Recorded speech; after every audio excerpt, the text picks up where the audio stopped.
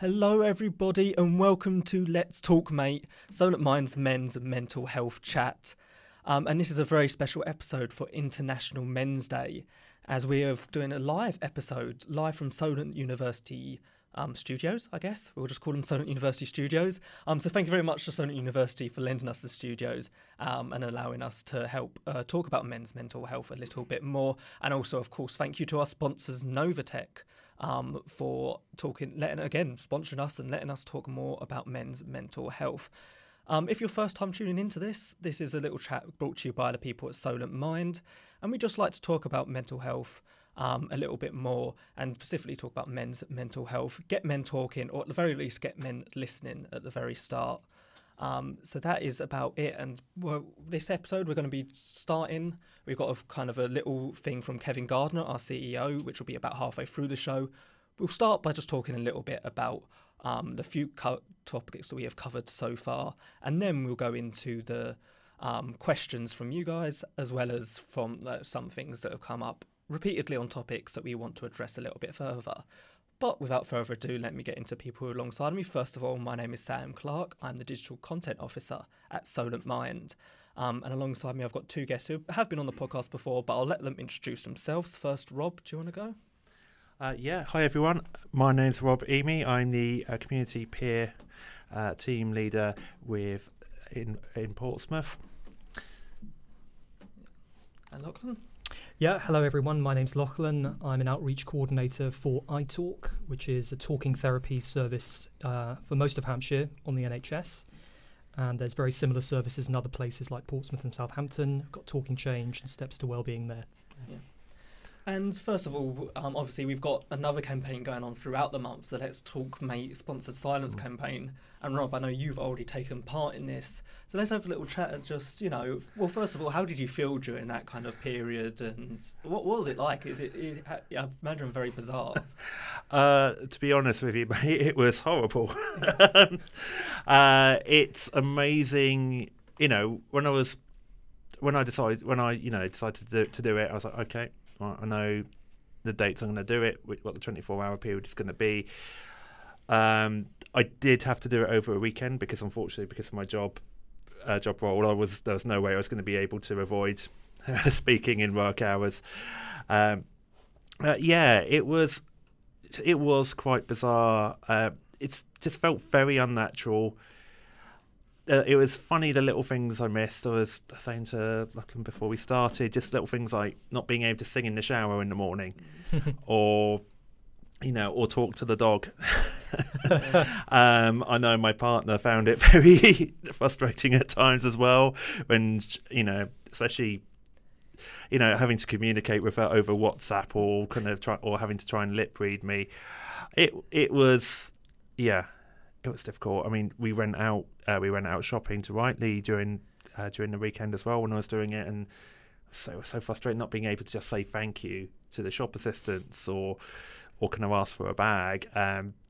At one point, I was buying myself some new shoes and suddenly realised, right, how do I ask them for a couple of different sizes? So my partner was having to ask the shop assistants for me about, can you go and get a size 11, which felt quite disempowering, to be honest. It is, I think, it did kind of make me realise, how much, I take for granted just being able to kind of communicate with people. And I'm someone who's I suffer with anxiety and depression, and I've got, I used to be a lot quieter when I was younger, and I've done a lot of work on myself over the years. I'm now quite an outgoing person. So, yeah, not being able to talk, and it was the things like, actually, I felt quite good during that day, but then, I was having those little thoughts about, well, what actually, if I was feeling quite low and I couldn't just kind of verbalise that to my partner or to my friends, or, it's, yeah. So it was very weird. It's very challenging. And I think it did kind of just highlight to me, like, how important it is just to be able to, talk, even if it's just talking nonsense. Yeah, and I think that's the thing. We obviously had a few discussions before starting this campaign about like what we wanted to highlight within it. Is that thing of like, this is very simplistic things that you're talking about, like not being able to ask for a bag, maybe not being able to ask your other half to like pass a TV remote, like whatever those little things, or singing in the shower, which, that's a great example of like self-expression in a way as well.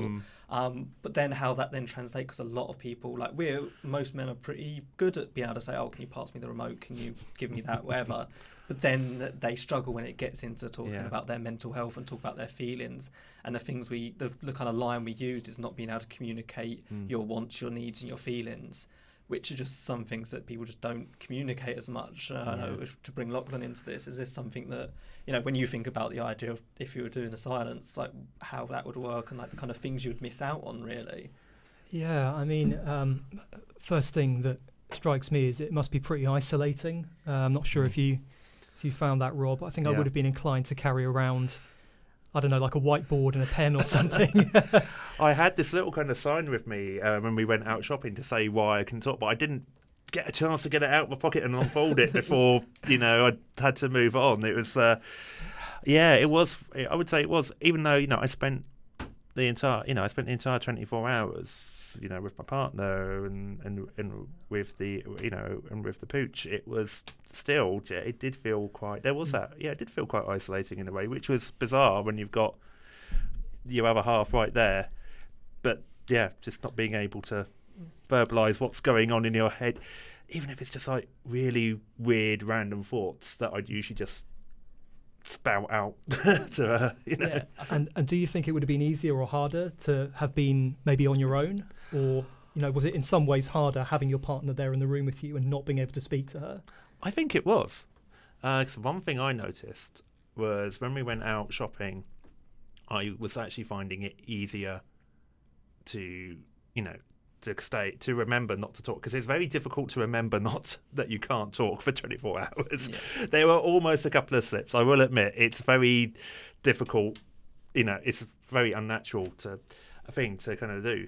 But I found I found it actually was harder when it was just me and my partner, because we have a very open, honest, communication. We talk about everything. So that was really hard.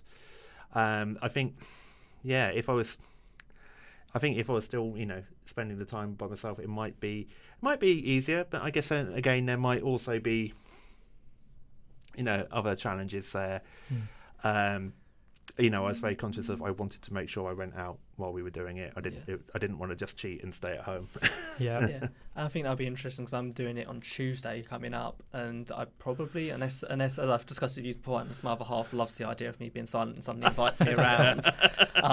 But at the moment there's no plans for that, so it will just be, apart from the team meeting which I've discussed, which I'm going to have to somehow stay silent for, which is even more difficult when a team meeting is over Teams rather than like in person as well. You'll be on the chat the whole time. I guess at least you've got that option online, so that's something. But so if you do want to donate to the campaign, the link is just at the top of the page there. You can see it right there, www.justgiving.com/campaign/Let's Talk Mate, to donate to us. You've got both mine and we've got both campaigns up there, but you can just donate to the overall campaign as well, which is always a little bit easier. So you don't have to choose who your favourite between me and Rob is. But if you want to, you can always do that as well. So we've kind of, a number of episodes of the podcast have now gone by. I believe this will be the 7th or 8th episode that we've done since, is it February when it started, or March? Oh, it's around about maybe March, April, something like that. No, it's just when we were starting to look at coming out of lockdown, because obviously I think that was the first episode. Yeah, the first episode was coming out of lockdown, and I believe, Lachlan, you were on that episode. Yes, I was. Yeah, it was a brilliant episode, and it still feels quite relevant today. I think many of us expected us to be further along now with actually sort of getting back to normal, so to speak.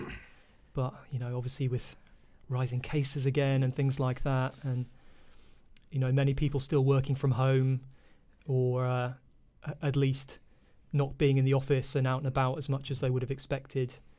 I think those anxieties that people might be experiencing around getting out more, that's still a thing for many people. So I'd encourage people to go back and listen to that one. Actually, I think, as I say, it's still quite relevant. I think because it has been like, coming out of lockdown, but it's been like a year-long process of coming out of lockdown. And while at certain points, I know in July I felt like that kind of, I think it got delayed to August, but whenever like the kind of big restrictions lifting moment happened, it felt like quite a lot, because it felt like it went straight from like the 6-person rule to like, okay, all the restrictions are lifted. Yeah. It felt like, surely there's a few more steps between that. Like, and so I felt very overwhelmed, especially like I was doing my Masters of University. So in kind of my Masters, we just got back to 6-person rule in like March or April, whenever that happened. And then we never got to like, maybe having like 10 people instead, or, have a few more people outside versus inside. And then just everything just got lifted from nowhere. And it just felt very overwhelming, especially like when I was going to the shops, and I still wear my mask in shops a lot of the time now.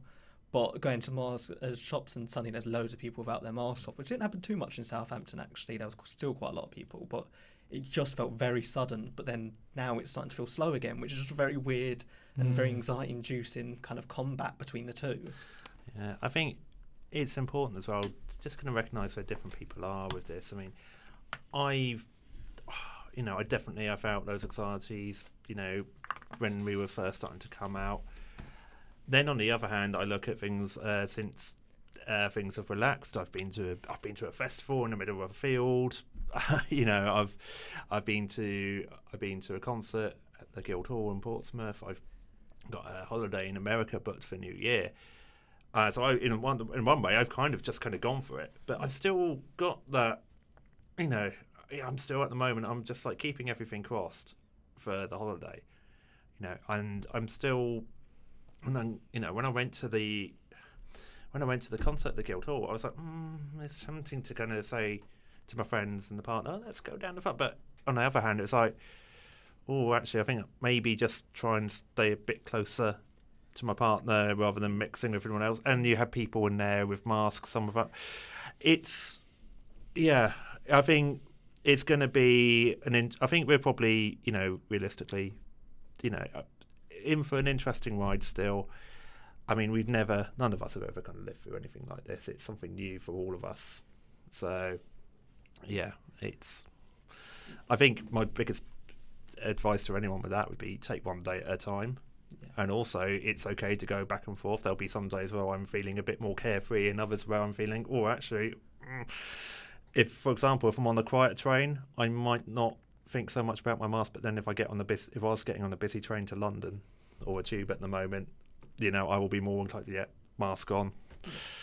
And I think it's that kind of everyone's in different places and taking things one day at a time is it's very apt to mental health as a whole, not just within this. Yeah. We of course had the sport and exercise episode again. Lachlan was on that on a lot of the early episodes, Lachlan. But yeah, we got a few questions after, so I might put a nip in that, and then we'll talk about more sport and exercise after, because we did get a very interesting sport and question-based question. The next one was a dad's mental health one, which I don't know who I don't know the family situations of everyone here, but I don't believe anyone can talk about this. That was an interesting one, because I hosted that, and I remember at the time feeling very kind of, again, quite anxious and nervous about it, because I'm not a dad. As far as I know, I have no children. Wondering what the other half's reaction is going to be to that. The closest I've got is, the dog is the fur baby.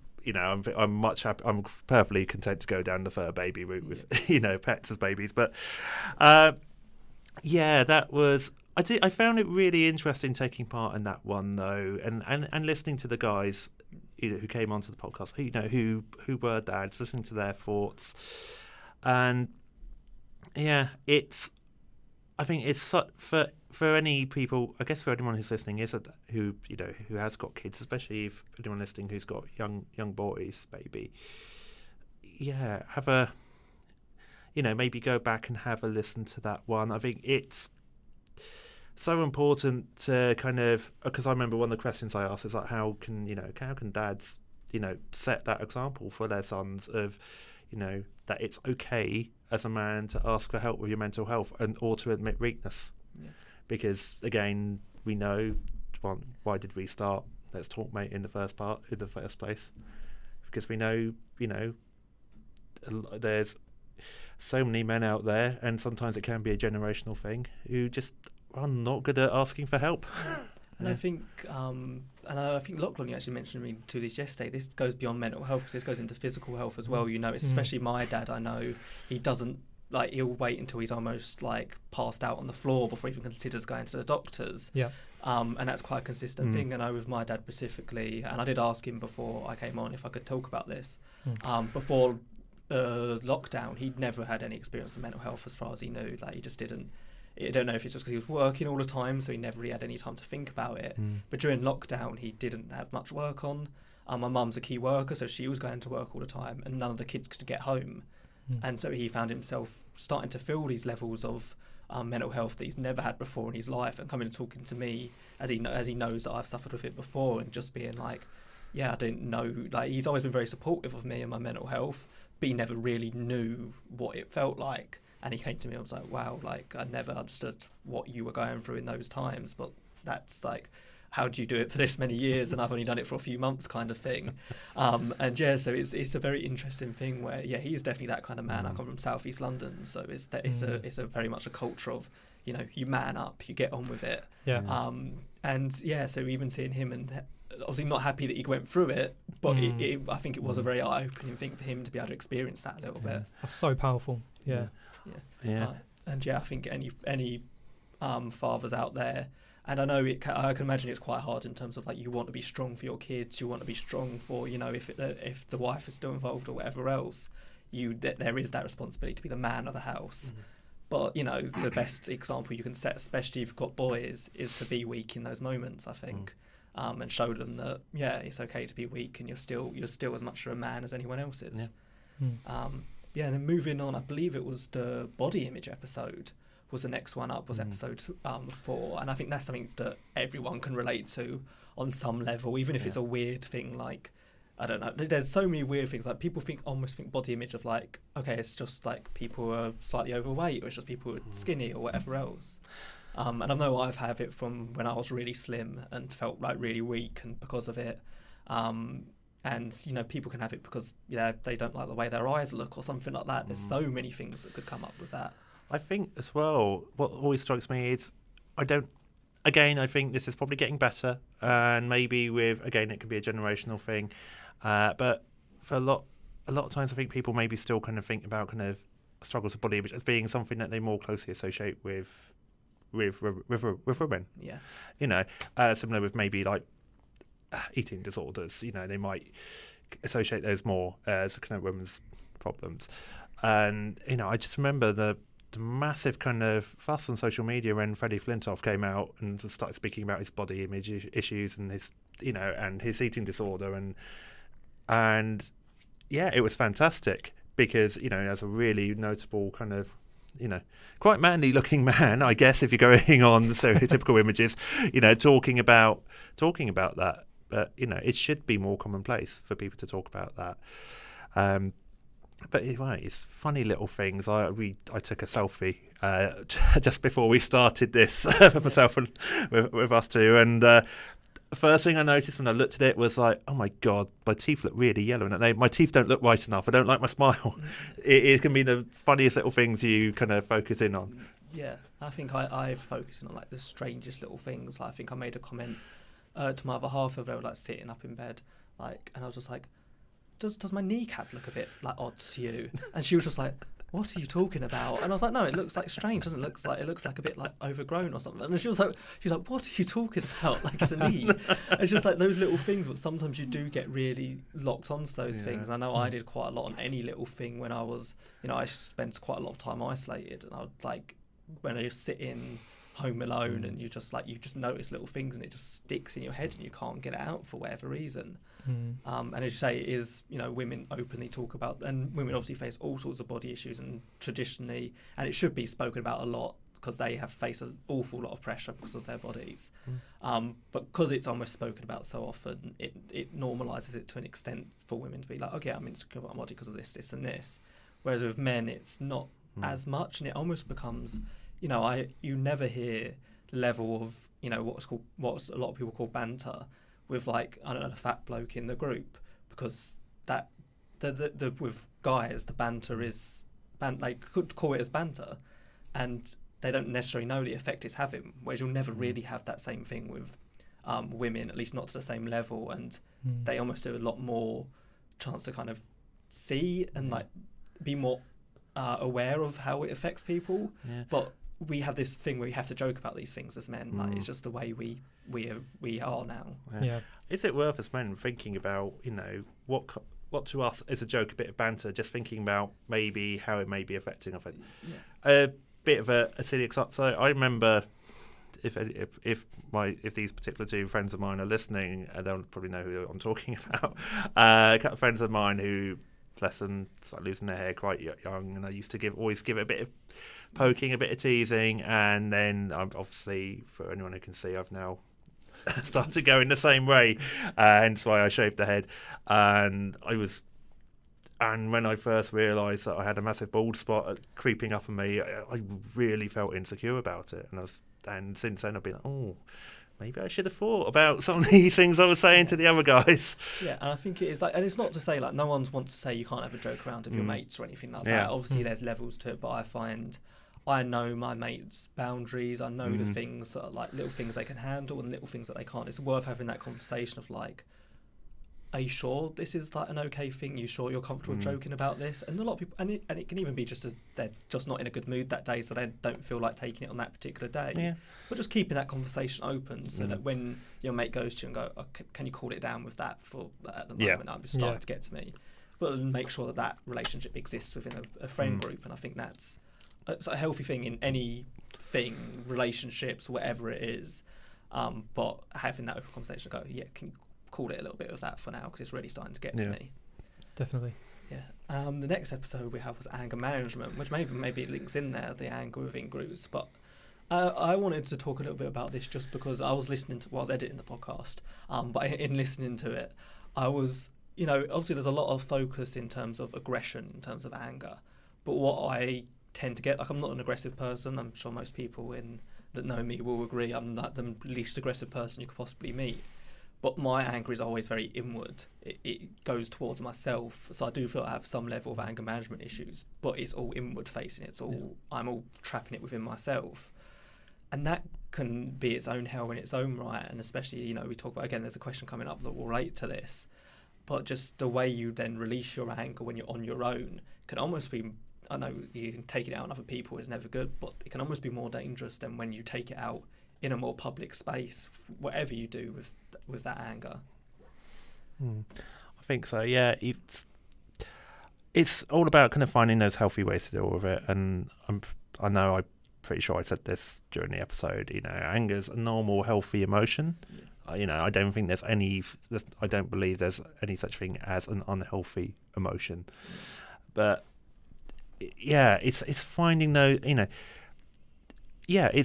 It's not great if someone goes out a night out and and they're not dealing with their underlying anger issues, and they're all getting into fights or kind of or getting one of the guys on that episode spoke quite openly about his issues with road rage, but as well, there's and I know we'll come on to this a bit later in some of the other questions that came in, but if you internalize it can cause you kind of physical health issues, but also as well it can manifest in other ways such as self-harm and or neglect, and it can be really destructive, and it can harm your relationships, so it's just always good to if you're angry about it, to talk about it again, just again the name of the podcast, I guess, just talk about it, get it out there, get it open, don't let things fester, I would say.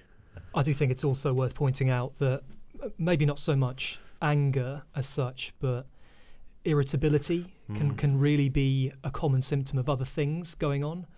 It can be tied up with depression and feeling low. It can be linked into things like anxiety. And I think you often see that more commonly with men who might be feeling depressed or anxious, actually, that it comes out as irritability more frequently than you might expect. For social reasons, the way men are expected to behave, what kinds of emotions are safe and acceptable for men to express. I think that can often be the case. So it's worth, I think, men stopping and thinking that maybe the warning signs for them might look different than they might expect. Doesn't always look like the stereotypical version of depression where you're feeling low and withdrawing from people. I think that's it will come up quite a lot. I think it might come up another question is like just being aware that because a lot of the the kind of things that we talk about for symptoms of mental health quite often aren't always associated with men necessarily. It's not always the way that men react when they feel mentally ill or mentally unwell. And I think there's a question that we will kind of jump into on that, so I'll kind of put a plug in that as well. And the last episode that we recorded was the student episode, which I hosted. And yeah, I believe both of you have gone through university earlier on, but for me, my university experience only ended a few months ago. But it got better as the years went on, and we're back in my old stomping grounds recording this podcast, which is a very interesting way to come back round. But university, I feel like everyone's got this set idea on what the university life is, and when it doesn't necessarily live up to this expectation, it then becomes very difficult. And I think that's a key thing with life in general. You have this expectation of what you want to do, and as men, you've got this very set almost way of like, how you react on a night out, like the kind of night out that men are meant to have when they're meant to go get drunk and they're meant to go get women and this, that and the other, but that's not what everyone wants to do. The same with the university life. Not everyone wants to party all the time. Not everyone wants to go to the mainstream clubs. Maybe they want to go to the alternative bars or the gay clubs. Like that was my scene. When I found that, I felt a lot better. But then not everyone wants to go to university in the first place as well. And I think a lot of people have mental health issues because they think, oh, university is what I'm meant to do. So just go through to university without any second thought. And then suddenly they're in university and like, oh, maybe this is not what I want to do. And maybe giving people the option that there's more paths than just these most walked paths. I think there's something around the lack of structure sometimes that people encounter with studying away for the first time, maybe being away from home, particularly if you're doing an art subject. Maybe you don't have a lot of taught hours. You've got all this time, and what do you do with it? And I think it can be quite easy sometimes to let things slide a bit with your well-being, your self-care, kind of letting the exercise go, maybe not socializing in the healthiest ways, just losing a bit of balance, really. So I think there is a message there about maybe encouraging younger men who might be students to kind of actively think about their well-being and how they're going to manage that and build that balance. Definitely. And I also think just having because at university you can get away, and I think you should be able to get away with this in work, just to be fully clear, but sometimes you can't, is the idea of when you're not feeling completely well mentally, you can take that time off.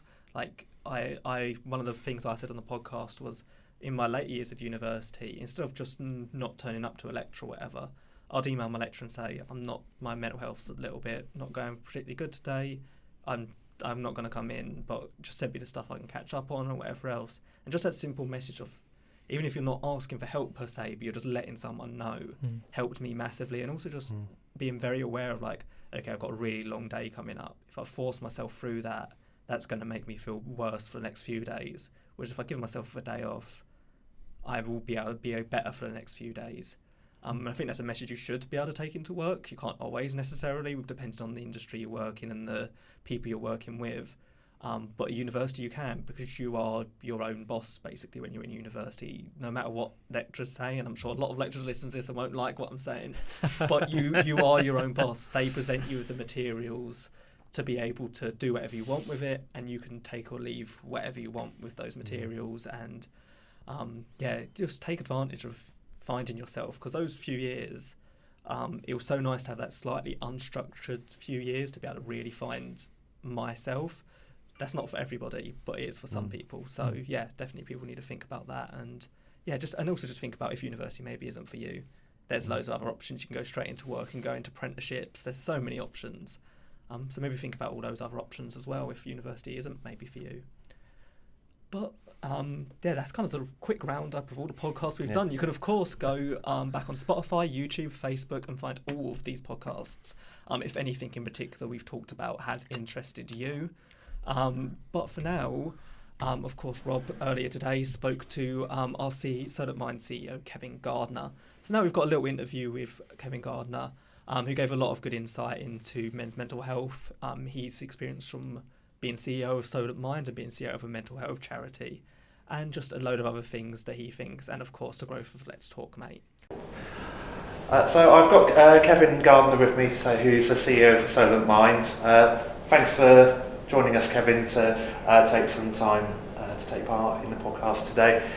So, obviously, as Solent Mind, it's been going for a couple of years now. We've been running our campaigns around International Men's Day, and obviously for the last few months we've been recording the podcast Let's Talk Mate. So I think I've just got a few questions to get your thoughts on, Kevin. I think the first one is, so the reason why we obviously originally started, looking into this issue and this work around men's mental health is because we are still seeing nationally suicide rates amongst men are, extreme. They're a lot higher than they are compared to suicide rates amongst women in this country. And looking at recent statistics, I think it was, suicide was the leading cause of death for men in the UK under, I think it might have been the age of 50, something around that. In terms of your own thoughts, do you have any particular thoughts on why we're still seeing that massive disparity, especially in, we're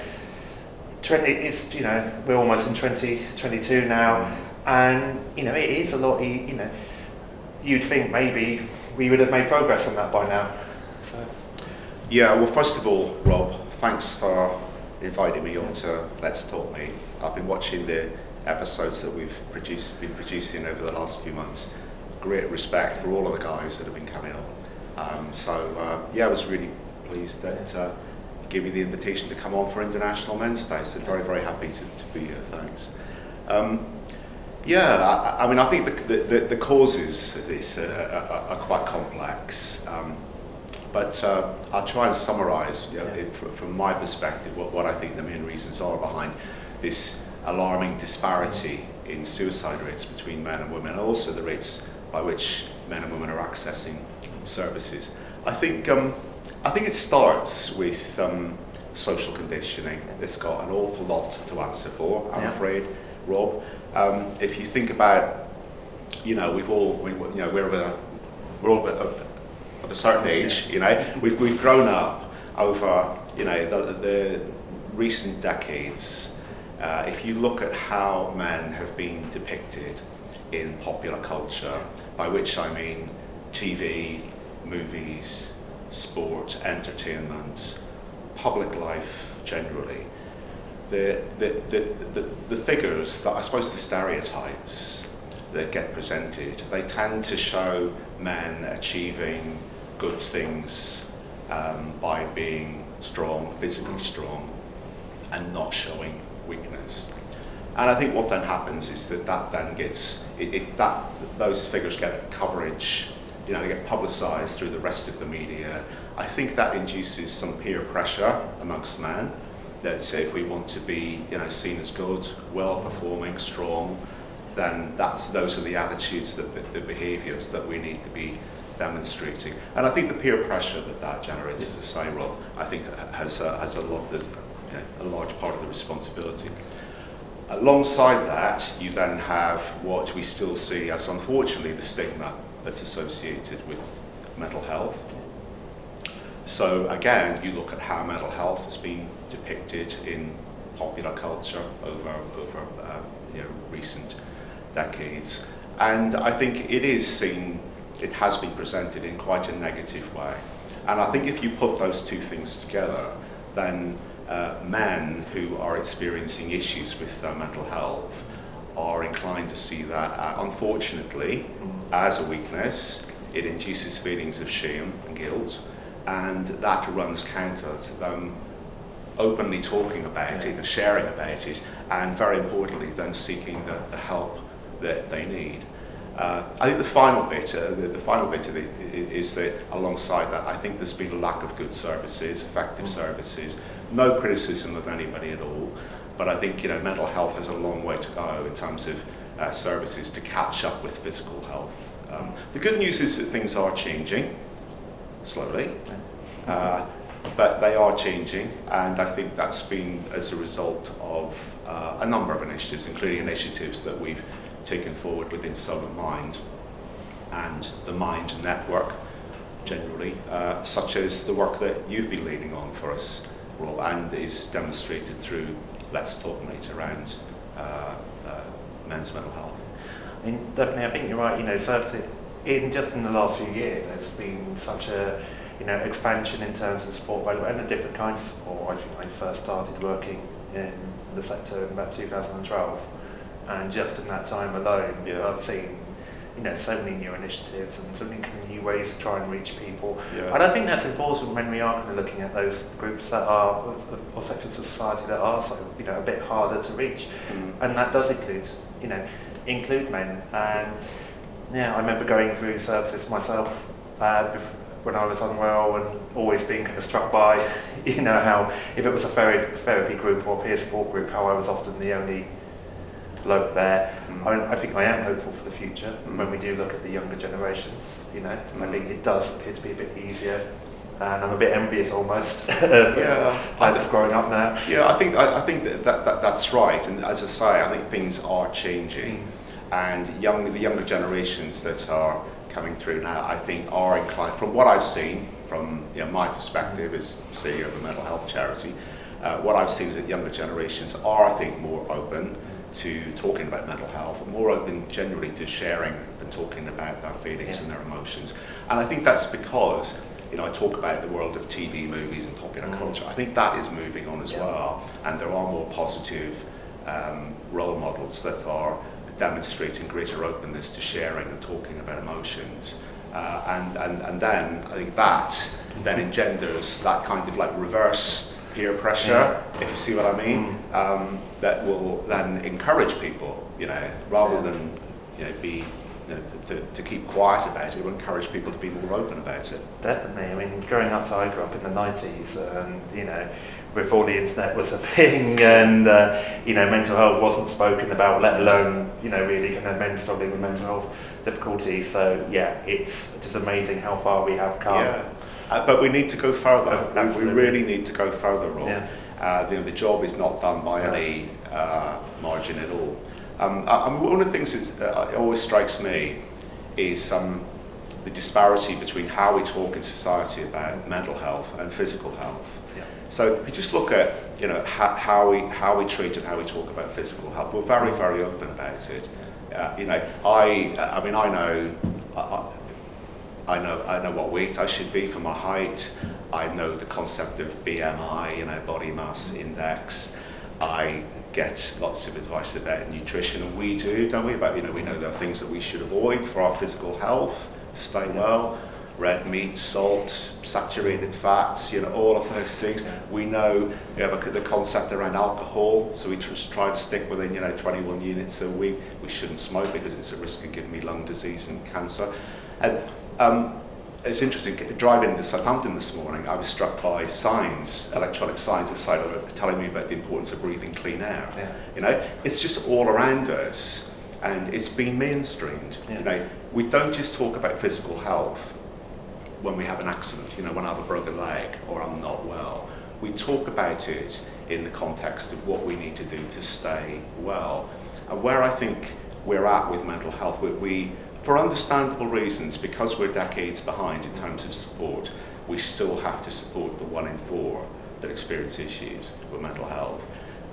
But where I think we need to move on from that is to just mainstream it. And we're talking we talk about mental health, not mental ill health. All of us have mental health, and we all need to take responsibility for looking after ourselves in the way that we do in relation to physical health. And I think if we can get there and mainstream mental health and actually make it so that it's just cool, to talk about mental health, then that is what I think will tip us, that will be the tipping point into hopefully getting more men accessing more preventive services earlier, and we will see then a corresponding, I hope, a corresponding trade-off for the reduction in these awful, alarming suicide and crisis rates. Definitely. I think one thing that it's probably bears talking about, especially over the last couple of years, is obviously we've come through the pandemic, which has had a massive impact on everyone in the country. It's been unavoidable. I mean, do you feel, just in terms of the impact that might have had on on men's mental health anyway, and on the services, of course, do you feel there's do you feel that might have impacted or kind of put us back a few steps? Yeah, I think there are pluses and minuses really. One of the things that we've learned from the pandemic is that it hasn't really created so much as like new inequalities, such as the inequality of access to sport between men and women that we're talking about here. It hasn't really created new inequalities. It's just made more stark and compounded the fundamental inequalities that were there in the first place. And that's, I think, I am the eternal optimist, at least I would see things as an opportunity. I think what that's given us is more of an opportunity to bang the drum for we really have to tackle now, these issues of inequality. And what that is also driving is there is more money, there is more funding coming into mental health services through developments in the NHS, and we just need to make sure that this is channeled in the right way, and that we don't develop mental health services of the future in a way that continues the inequalities, but helps us tackle those issues. And a big one of those is making sure that we do the sort of work that I'm talking about around raising the profile of men's mental health. Definitely.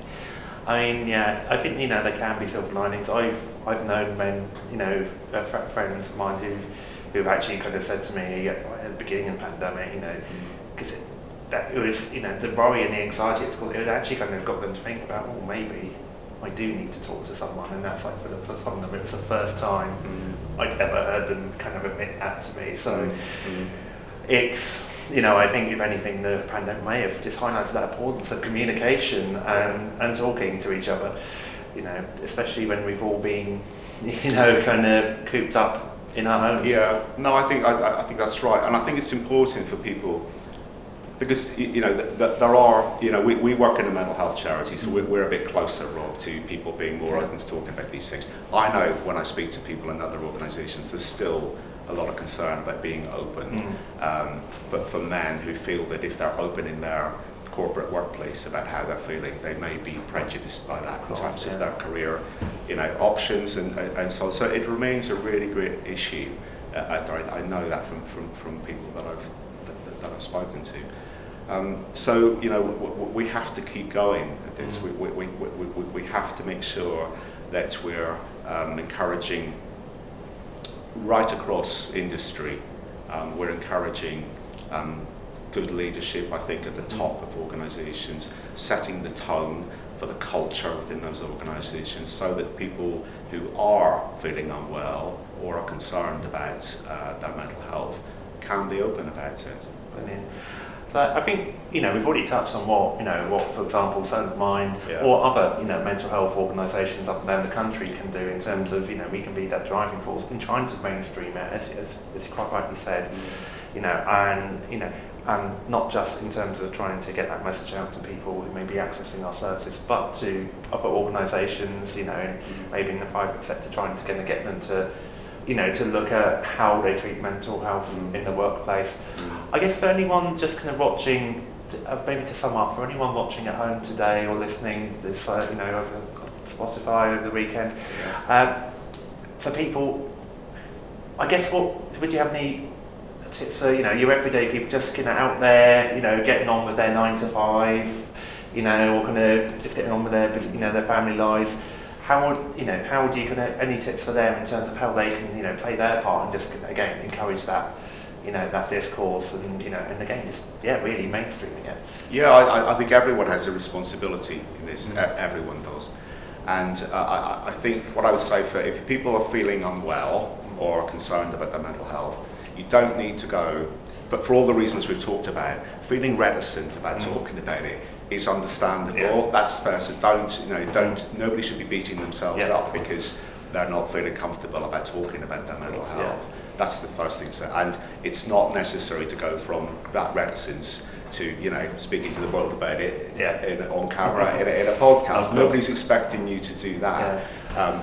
But have a think about maybe you can open a conversation. With not necessarily in a group of men at the pub or with the football team or whatever, but just someone who's close to you or in your friendship circle or who you feel would be a person receptive to a conversation, and start it small and build up to it. It's not something that you have to take a big bang approach to. Yeah. But everything, all my experience and all the people that I've spoken to in my time with Solent Mind, all the evidence supports that if you have that conversation, we talk about it being good to talk, and seriously it is.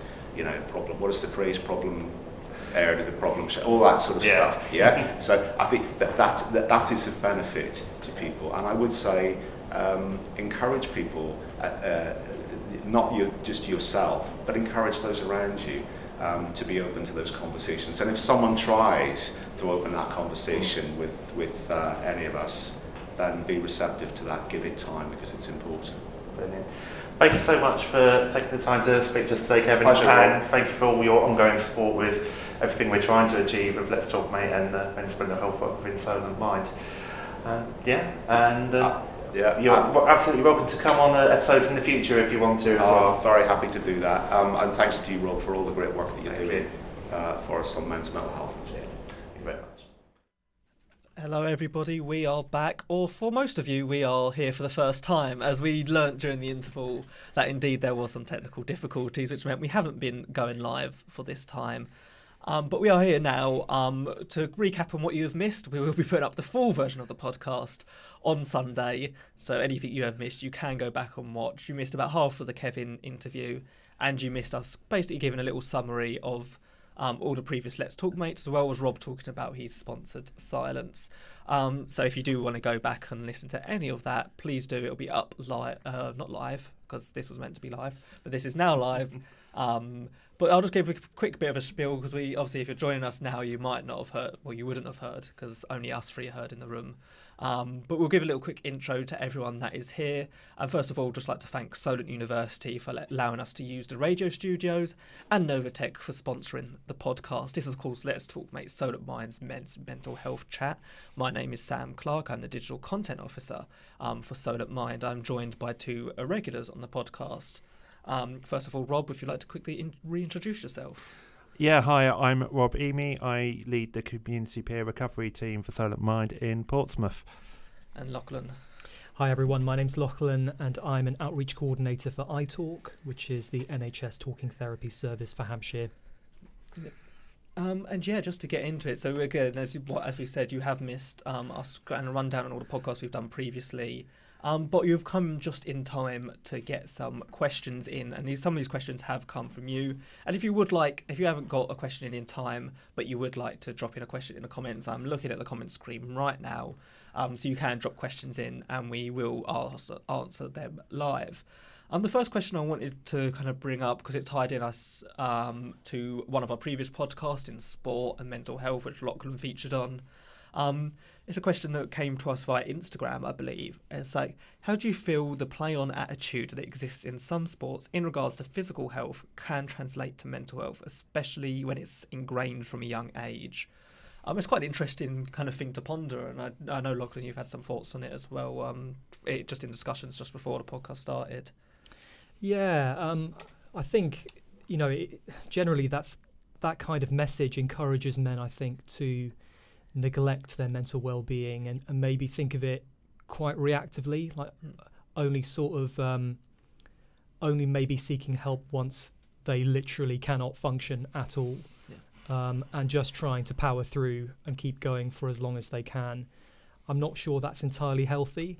I'm not sure, to be honest, that in the physical sides of how many professional sports look after their players is healthy in the first place, to be honest.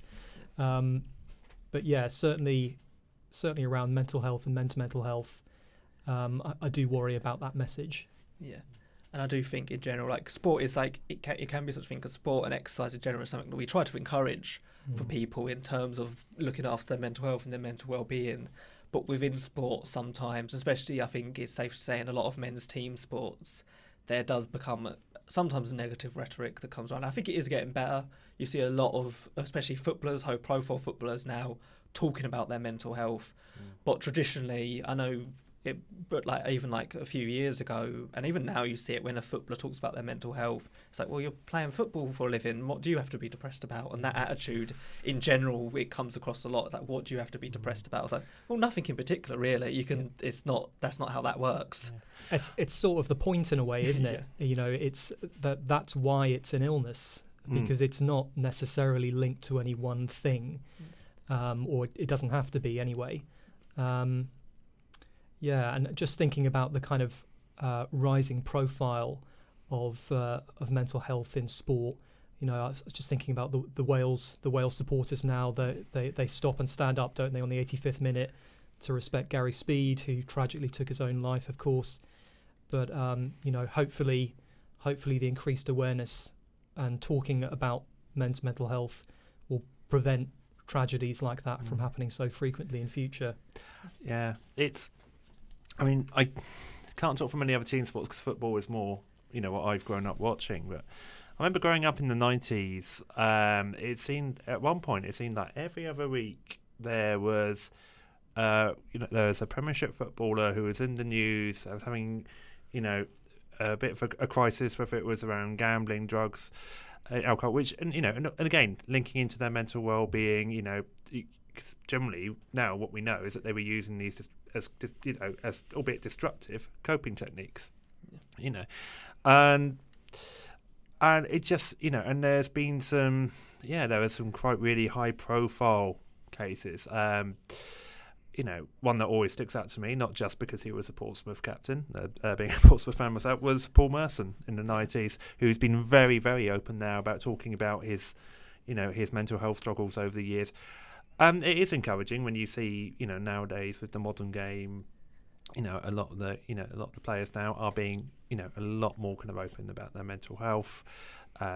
Solent Mind have fantastic relationships with, you know, both the two kind of really like local football league teams, and it is, you know, even just when you see the Mind squiggle on the back of the football shirts, you know, it's really encouraging. But yeah, it's amazing how far we've come, but there is still a long way to go. We just had a question in the chat from Holly. What can friends and family do to help men that they think may be struggling? And this kind of links into another question we've got, so I do want to link it into that. And it's the question of how important is it to avoid a one-fits-all approach to mental health recovery? And I think those two can link in quite a lot, because the answer is there's no one answer. But I think for me, I can only speak for me personally, and maybe that's the best way we can do it, is each of us speak from a personal point of view. And like, again, just to clarify, this isn't going to cover every man, but for me, I need people to be direct with me and ask very directly, because I will scoot around it if you give me any room to scoot around it. If you just say, oh, how are you feeling? I'll be, oh yeah, no, I'm fine, I'm just tired. Something like that. Whereas if you go, no, like, is your mental health taken? Be very direct with it. And for some people, being direct probably won't work. It might scare them off. But for me personally, if you give me room to scoot around the question, if you give me room to avoid it, I probably will. So being very direct and just saying, is it getting to you now? Is it really starting to get to you? Like, please tell me if it is, kind of thing. That's personally what would help me. I don't know if there's any other methods that you two would prefer. Do you want to go first? I'll let you go first, Rob, because I've got a related kind of point that I wanted to raise. But yeah, I'll let you go first. Thank you. So I think with me, yeah, sometimes I am also, you know, I'm someone who did a very good job of kind of hiding things, even though I was, you know, very openly kind of for a long time, you know, starting to talk about my own mental health difficulties, to the point where I remember it's like a few years back, I was working in a role where I was, you know, it had peer in a job title, so my job role referred to the fact that I had lived experience. But I still, you know, when people ask me, how are you doing? Yeah, I would skirt around it. I wasn't being open. I was being honest. So sometimes, yeah, gently challenging me works. It's like, just asking. So, you know, it's okay. Never be afraid to ask. That's what I'd say. And take the time to listen, and unjudgmentally. That's what I'd say as well. Don't feel you have to fix everything as well. Yeah. Because sometimes you can't fix things. Sometimes we'll just want someone to listen to us, and just to kind of do a bit of a brain dump. I had I was a few weeks back. I was having a bit of a particularly stressful time, and I just took the opportunity just to kind of let it all out. Just kind of get everything out and verbalise it all to my partner. And she didn't try and solve things. She just sat there. She listened. And I think just giving that unjudgmental ear, giving us the space to talk. And for other men maybe who are listening to this as well, maybe just kind of think about some of the language we use, and again, it's I was thinking about this earlier in my conversation with Kevin, the CEO. I didn't get a chance to use it, but I don't know if either of you guys have ever had kind of very well-meaning friends, just be like, well, just cheer up, it's only or if either of you have ever had the thing, the whole dreaded phrase of man up. Yeah. So maybe think about the language you are using sometimes, and just give us that space to be open and to be vulnerable. Give men the space to be vulnerable, I think. Yeah. And I think, again, with other men, like one thing that I've found that allows my friends to open up who normally aren't as much is when I start talking about my own stuff.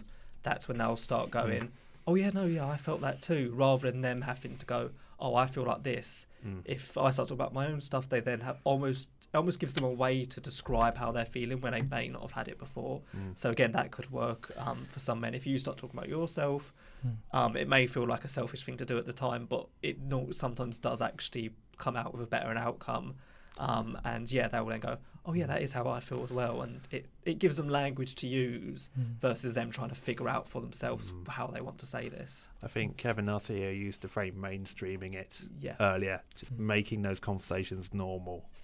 Normalising those conversations is one of the biggest things that anyone, regardless of whether they've got a public profile or not, or whether they're just your friend or a relative, can do.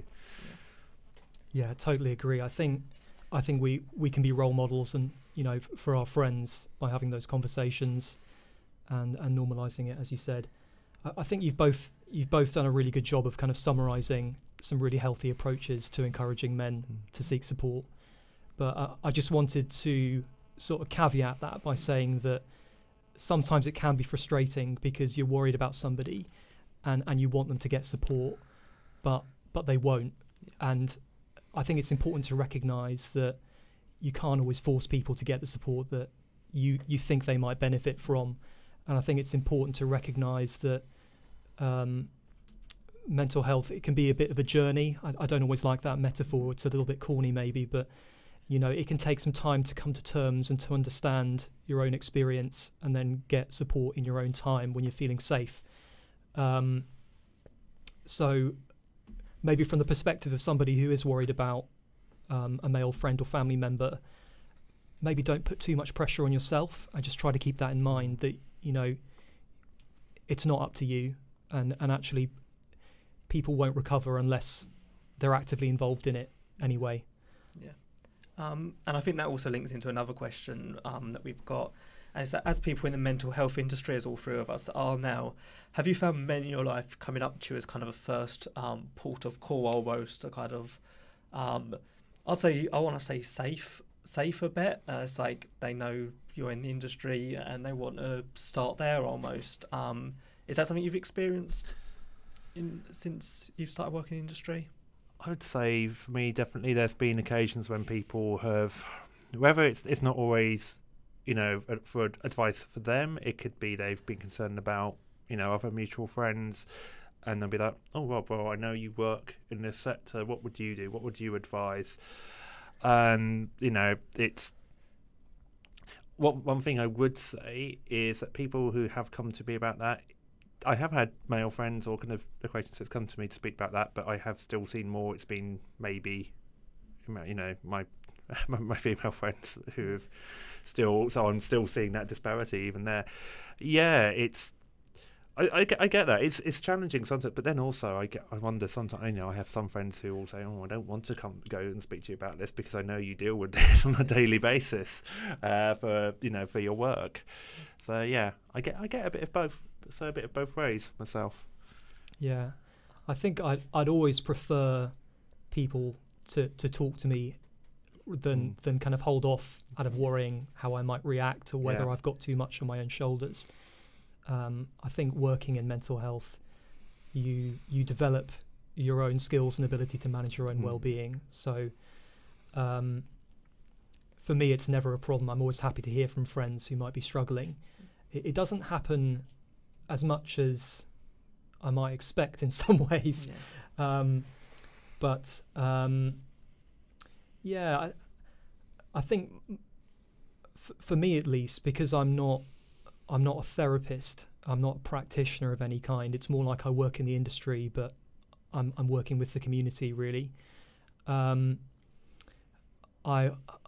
I don't tend to give advice as such. I'm more about just being somebody who's there to listen. I think anyone can do that, listen empathetically and openly, non-judgmentally, and then just helping them find the right support that they might need. So it can be as simple as sitting with someone while they make a phone call, being a bit of moral support there, just checking in with them to find out how things have been going. Did they manage to get through to that service? Have they seen their GP? Things like that. Not in a nagging, hassling way, but just in a checking in.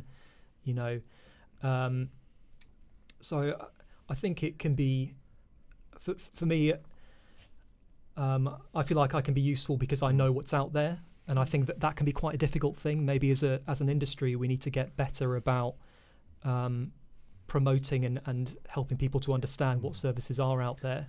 I think definitely, there's always room for improvement, and I kind of like try and follow the same tact with you. So I'm always happy for any of my friends to come and speak to me if they are struggling, and and I'll, if there's ever a time when I have too much going on, or if my glass is a bit empty, then I will say. But yeah, it's being able, to me, and I'm sure to yourself as well. It's very it's second nature. We know what's around us in the local area. If someone I know is struggling, I know where to signpost. I know where to signpost them for the local psychological therapies or or certain support groups. It's difficult though. If a lot of the time people just don't know where to turn. So it's such a. But again, hopefully, the more we normalise these conversations and mainstream it, the more that can, the easier it will be for people to find those, to find those resources as needed. Yeah. And I think again, this kind of links back to the original question from Holly as well. Is this one thing that my partner did for me when I was really struggling? I think it was last year or 2 years ago. All the years mould into one at this point. I don't really know, especially the pandemic year. So who knows what that was? But I always struggled with the stage of actually looking for the best place where I could go for help, because that is a process in itself. But what she did, she found a few options. She sent me this one where it was like, this one you just need to fill out an online form. So that's quite easy for you. You don't have to phone anyone, whatever else. So if you just want to do that. And then she sat with me and helped me fill out an online form. And that's a very simple thing to be able to do, but it just takes so much off that person's shoulder in terms of I don't have to Google and find this, and this one only does phone calls. I don't really feel like phoning anyone, or this one only does this. And that was something that she did for me, which was really simple, really sweet, and it ended up with me getting a course of CBT, which was very helpful for me. So again, kind of links into both questions a little bit. But stuff like that is very simple, very easy to do. And also to link into that thing of finding resources, we actually had Alice Hendy, who founded Ripple, on our suicide prevention episode, bonus episode a few months ago. And she's come up with this idea from the unfortunate death of her brother, to have this browser extension, which when you're searching for harmful content online will come up with a load of resources, which can be such a helpful thing for someone who's in that mindset, where they don't have to Google it. There's a list of it there that they can then sort through, which makes a huge difference. So if you haven't already, go back to that suicide prevention episode And even if you don't go back and listen to the whole thing, down in the description there's a link to Ripple. It's a very, very good thing to download and to put onto your computer software, or if you're a parent, put it onto your teenager's computer software, whatever it is. Very, very good thing to have, and Alice is a wonderful person who's done really well with that. So just give a call out to her. Just wondering if before we move on, it's worth just saying that if you are feeling a bit lost and you're not sure where to turn, a really good starting point is to see your GP. I know it's not always that easy to get a GP appointment maybe at the moment, but receptionists do take it seriously, GPs take it seriously, and they will get you an appointment. So do be open and do reach out to them if you need some support. It can be a really good starting point. Also as well, just to kind of as another plug while we're plugging things as well, obviously, Solent Mind, we're Hampshire-wide charity, this isn't a crisis service, but if you're maybe just wanting to find out what is available for you in the local area, or talk to someone, Solent Mind now have a Hampshire-wide helpline as well, which is manned by our staff, and vast majority, if not all, of the people manning our helpline as well will have some degree of lived experience with mental health difficulties themselves. So another really kind of useful resource out there. Have a look at the Solent Mind website. The number will be up there. Yeah, and the number, not only, we've also got a web chat that's just recently come out as well. So again, as I referenced earlier, if you're not the kind of person who wants to go on a phone call, which I'm very much that person, there is a web chat, as well as both our crisis services in both Portsmouth and Southampton, the Harbour in Portsmouth and the Lighthouse in Southampton. The Harbour will be open right now and more or less throughout the weekend. So again, check the times of the open. And again, the Lighthouse is open all week. Check the exact times that it's open on the website. Yeah.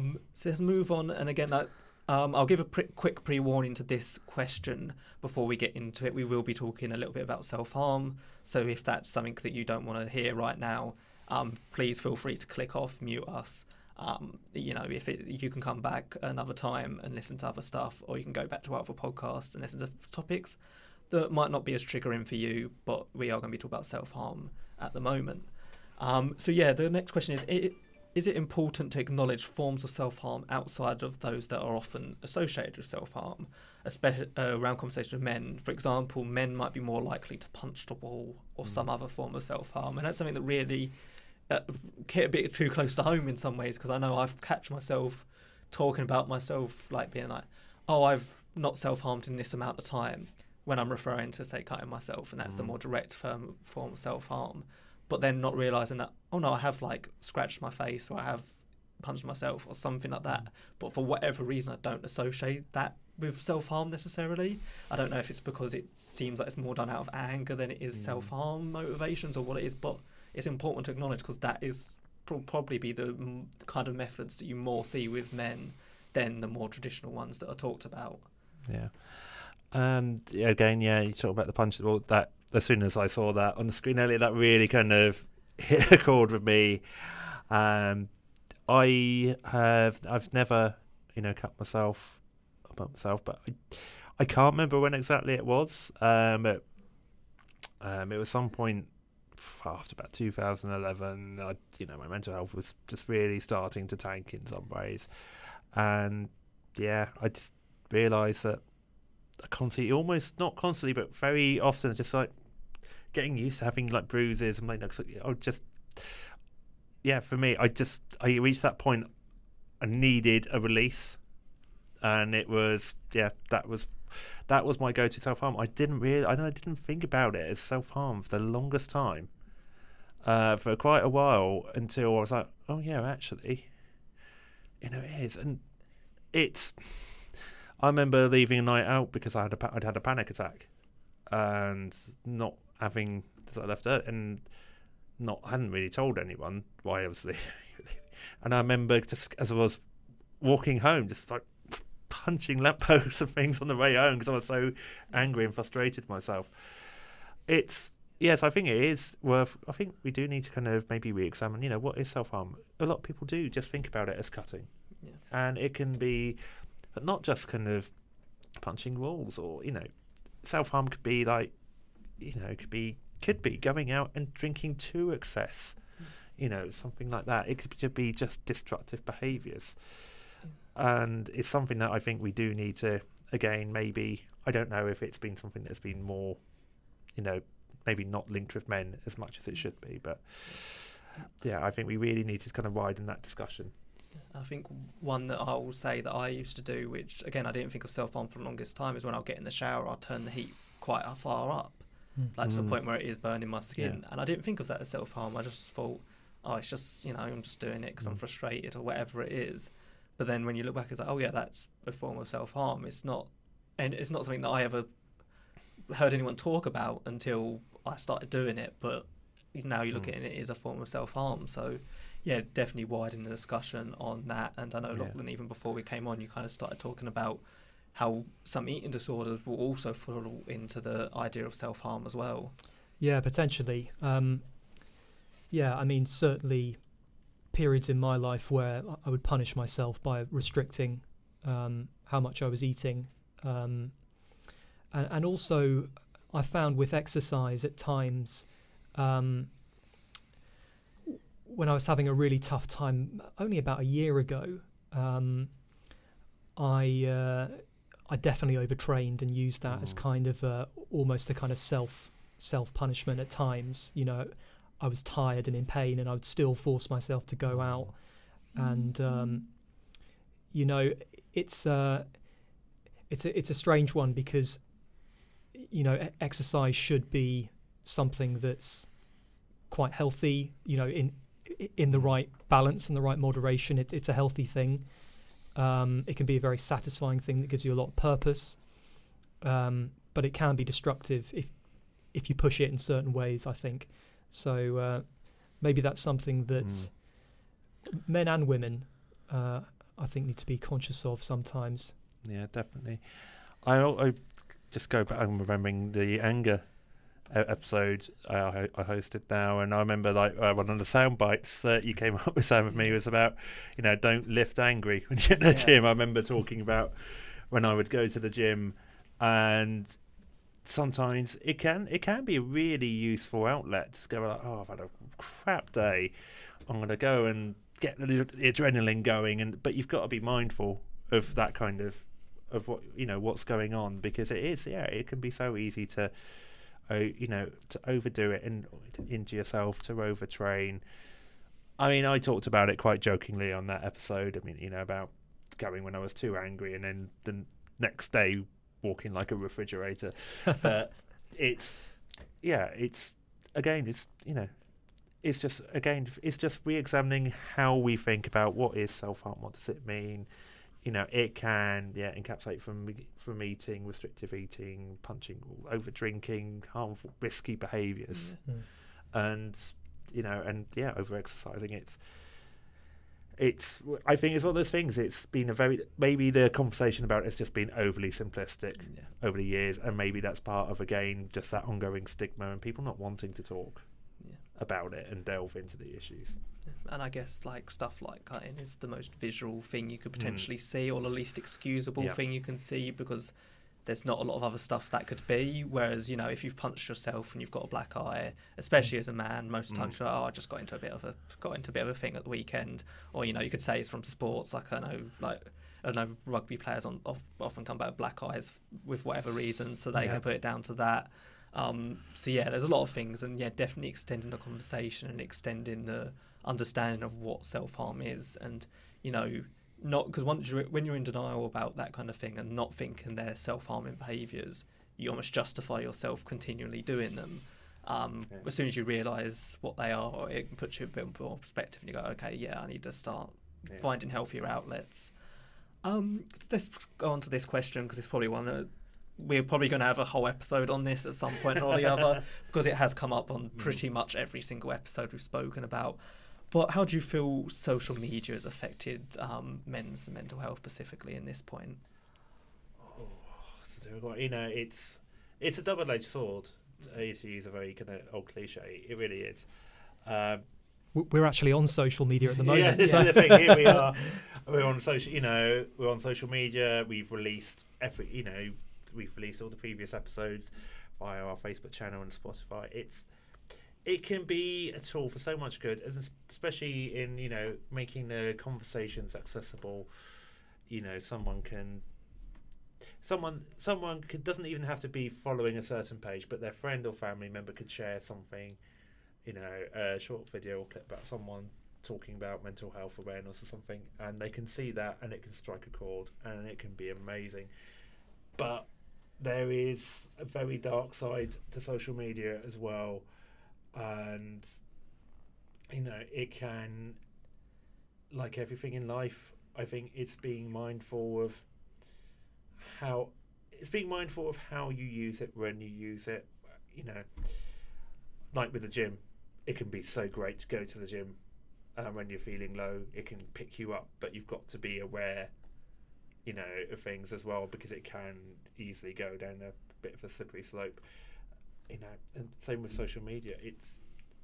It's an amazing tool, but I think the thing that always sticks for me is, like someone said, you know, social media isn't real.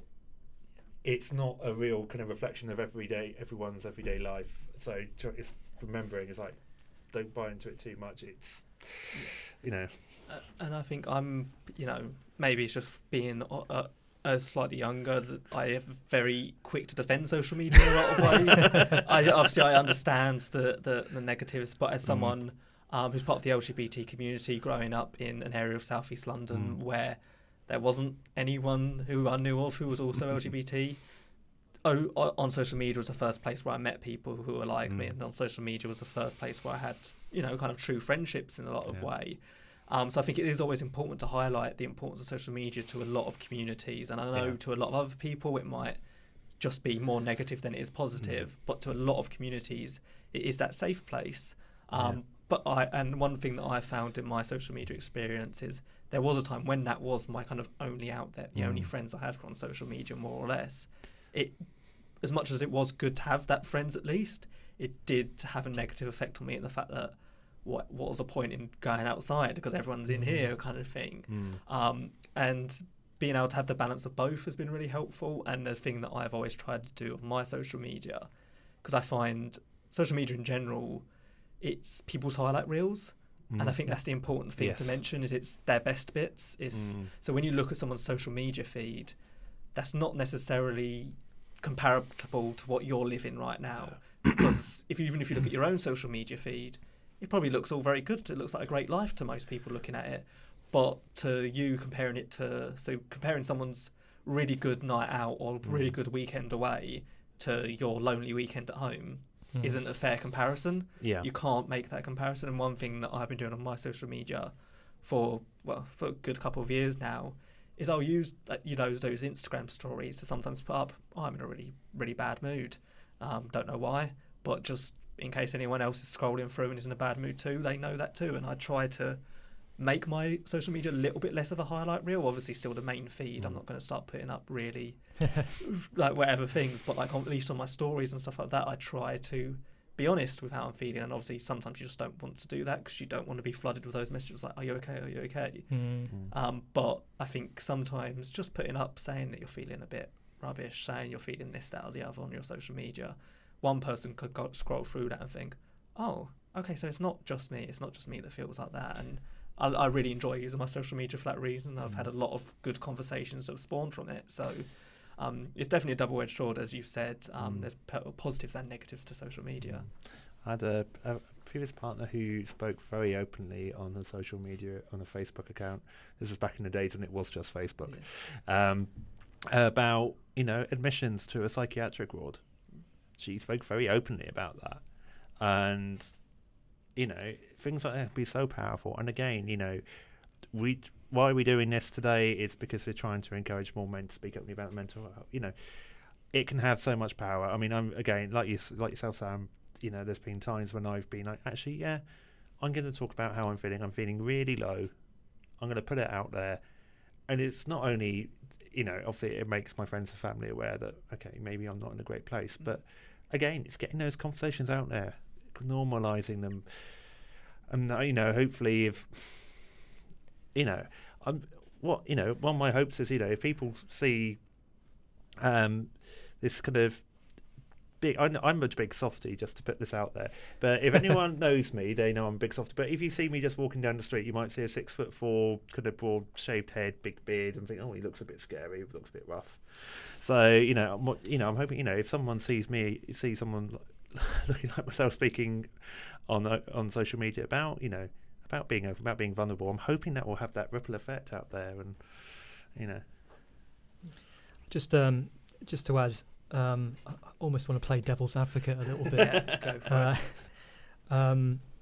I think that we've touched a lot on the content. Your point about the highlight reel and things like that, and how that can be really damaging. There's also, people talk about the structure of how social media works, the dopamine cycle. You get caught scrolling and you can't stop. But I do think sometimes that some of the media coverage of social media sort of overstates how damaging it is, and sort of almost treats it as a scapegoat, and maybe that lets some things off the hook a little bit that we should be thinking about in society, about how that feeds into mental health. So I'm reluctant when these conversations come up to blame social media too much for mental health problems in society. Yeah, and I think in general what people forget is social media is just a reflection of society in a lot of ways. Some things are highlighted, some things are made easier. You talk about the anonymous profiles and whatever else. It's easier to abuse people and whatever else. But these are still people behind these accounts that live in the society. So it's still a problem within society. It's not, the way it's talked about sometimes is that these people only exist on the internet. But that if they're on the internet, they're real people who you've walked past in the shops or whatever else as well. So as much as there is stuff that social medias need to do to be able to track accounts a little bit more. Again, there's some problematic nature about that where people are like, no anonymous accounts. Well, again, I go back to LGBT people who haven't come out. There's sometimes a need for a certain amount of anonymity for those kind of people. There does have to be more to be done.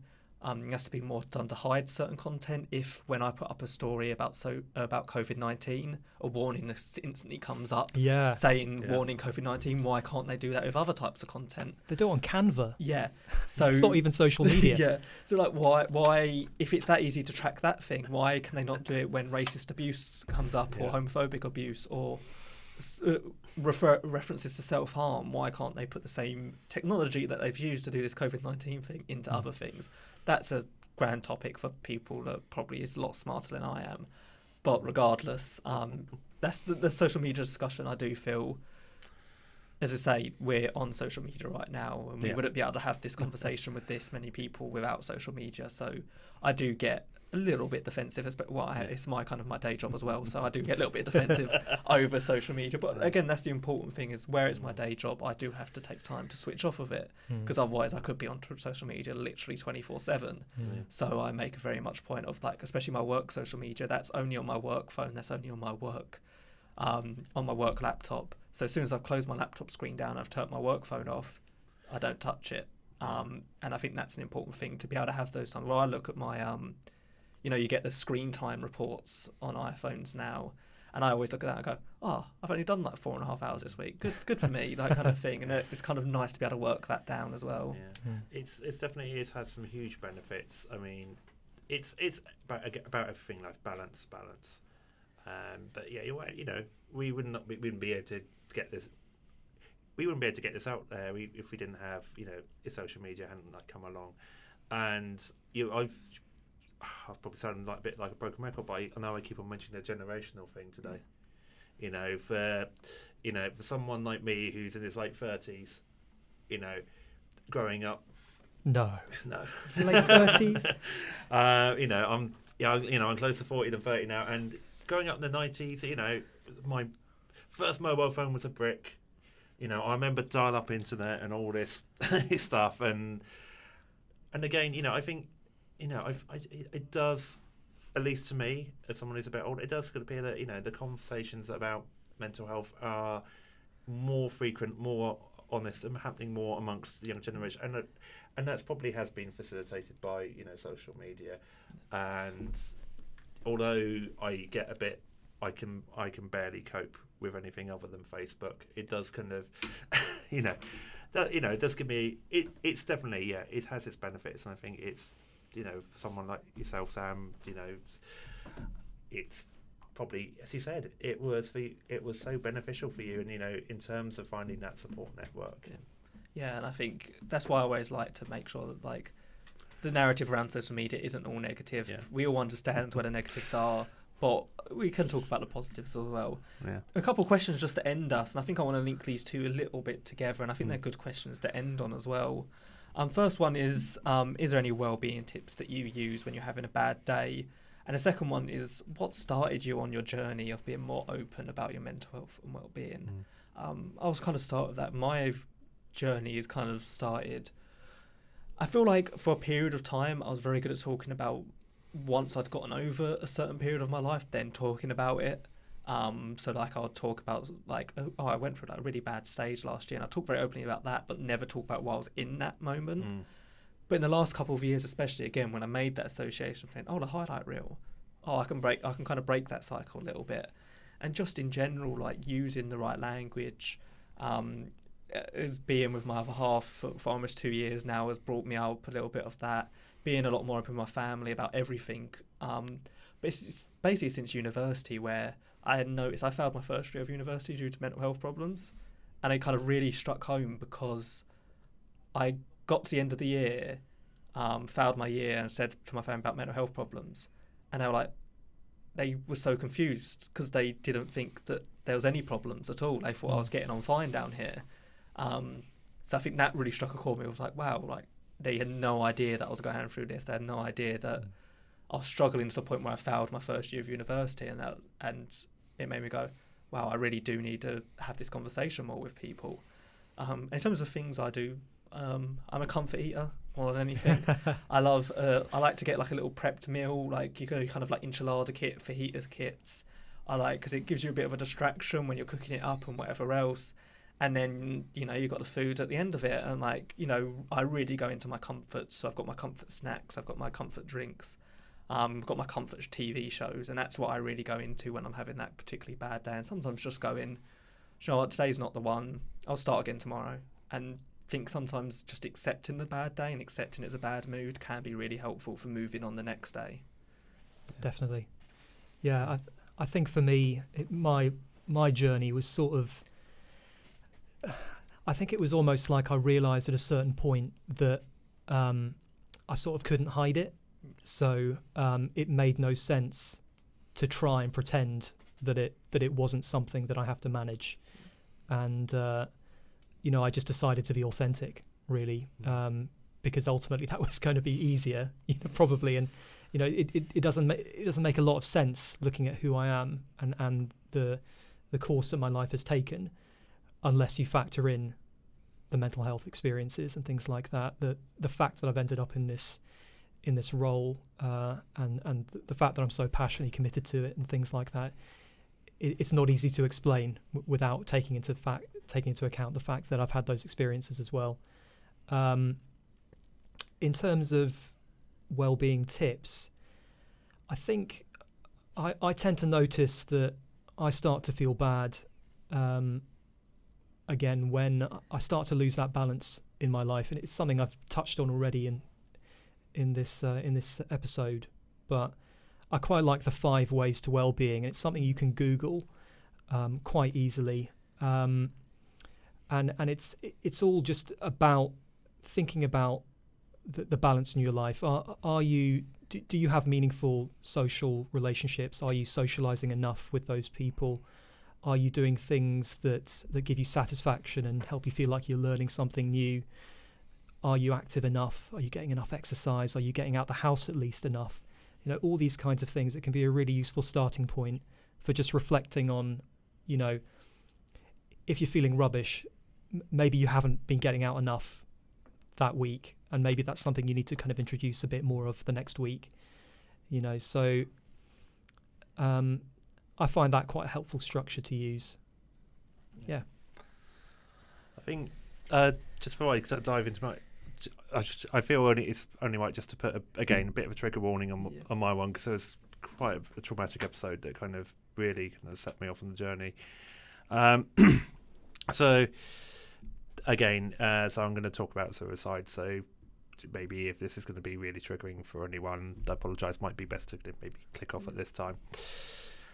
So I had a number of health issues growing up when I was a kid.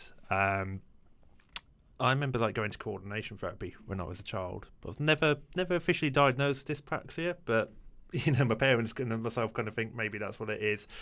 And it's not in itself isn't something that particularly kind of impacted heavily on my life, but it was always there when I was growing up. And then when I was about 10, 11, I started having epileptic seizures, and that really kind of skyrocketed throughout my kind of from the age of about 13, 14, and really didn't settle down until my late 20s. And obviously that had a massive impact on my life. Left me feeling very disempowered. I couldn't work, I couldn't earn. I was relying on friends and family to kind of look after me.